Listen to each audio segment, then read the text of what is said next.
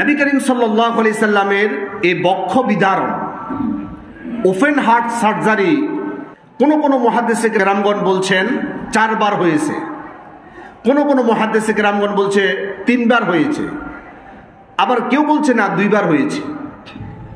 আমি আলহামদুলিল্লাহ অনেক খোঁজাখুঁজি করেছি, আমি 2 বার পেয়েছি। যেটা কোরআন এবং হাদিসে পাওয়া যায় সেটা সামনে আগ বাড়াইয়ে আর কথা না বলাটাই হচ্ছে নিরাপদ। যেহেতু আমি পেয়েছি 2 বার, আমি আর বেশি বলাটা আমার জন্য নিরাপদ নয়। এখন কেউ যদি 3 বার বলে, 3 বারের জন্য দলিল লাগবে না? লাগবে।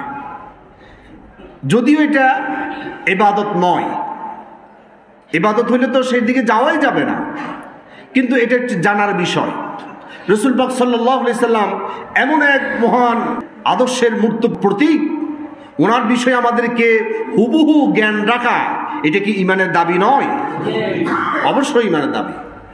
তাহলে আমরা এটা নিশ্চিত হলাম যে একবার শাক্কে সাদার রাসূল পাক সাল্লাল্লাহু আলাইহি সাল্লামকে সিনা সাক করা হয়েছে, সিনা ওপেন হার্ট সার্জারি করা হয়েছে মেরাজের রাত্রিতে। আরেকবার যেটা হাদিসের মধ্যে পাওয়া যায়, রাসূল পাক সাল্লাল্লাহু আলাইহি সাল্লাম যখন শিশু বেলায় ছিল, রাসূল পাক সাল্লাল্লাহু আলাইহি সাল্লামের বয়স যখন 4 থেকে 5 হবে, তখন হালিমাতুস সাদিয়া রাদিয়াল্লাহু তাআলা আনহার কাছে তিনি লালিত পালিত হচ্ছেন।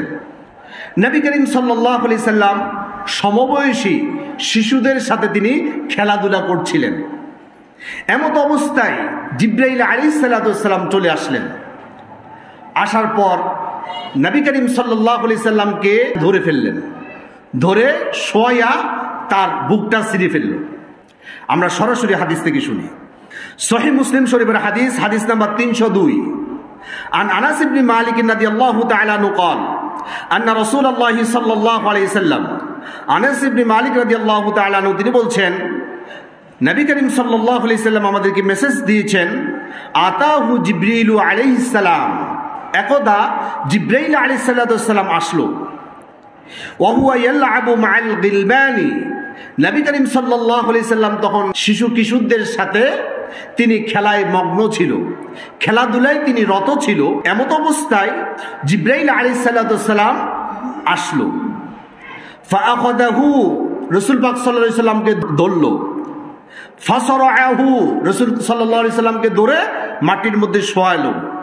শোয়ানোর পর ফাশাক্কা আন কলবিহি, নবীজি সাল্লাল্লাহু আলাইহি সাল্লামের বুককে ছিঁড়ে ফেলল। ফাস্তাখরাজাল কলবা, সেখান থেকে হৃৎপিণ্ডটা বের করলো।